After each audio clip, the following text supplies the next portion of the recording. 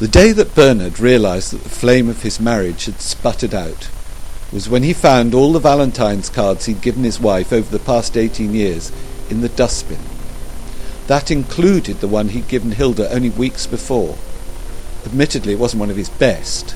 Because Hilda loved watching the racing on TV, he thought she might like a picture of Shergar cut into a heart shape and stuck on the card, but it hadn't turned out quite how he'd hoped.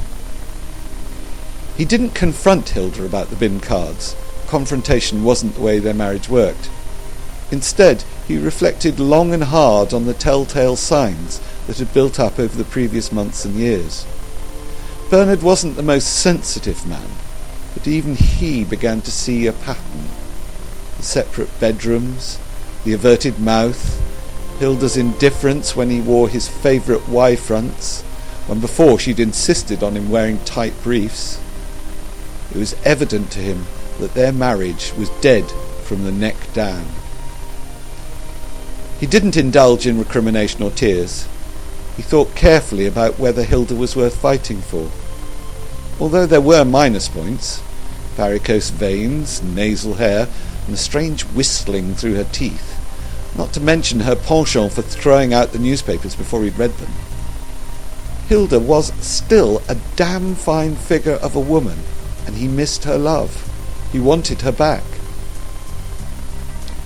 Bernard knew that rushing in like a bull would only push Hilda further away from him, so he set about devising strategies. He read her women's magazines, particularly the agony columns. He analysed carefully everything she said to him and wrote down clues in a little notebook. Loves macaroons. Excited by the tango on Strictly. Doesn't like needy men. Doesn't like David Cameron. These observations were all very well, but none of them were the key to unlocking Hilda's heart or even her legs.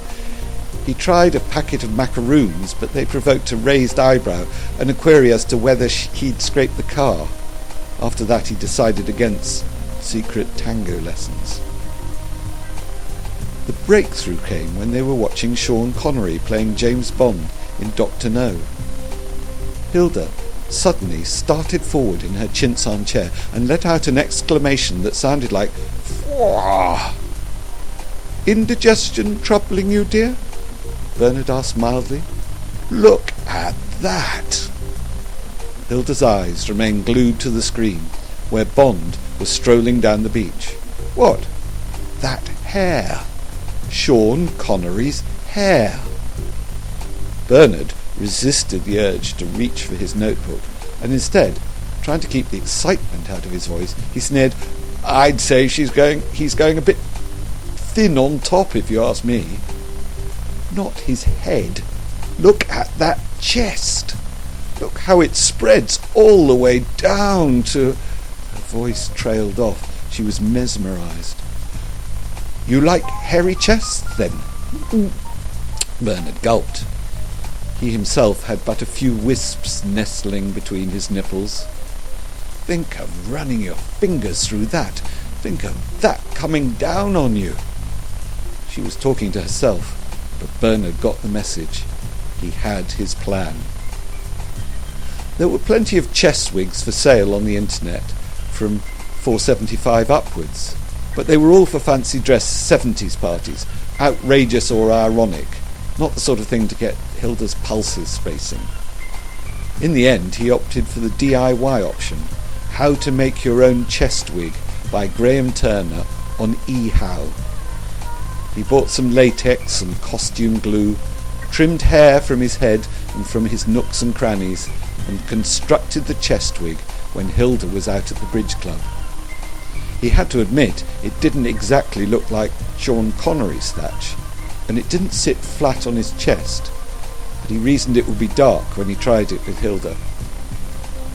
That night, Hilda went up to have a bath straight after Britain's best-loved TV double acts, and Bernard swung into action.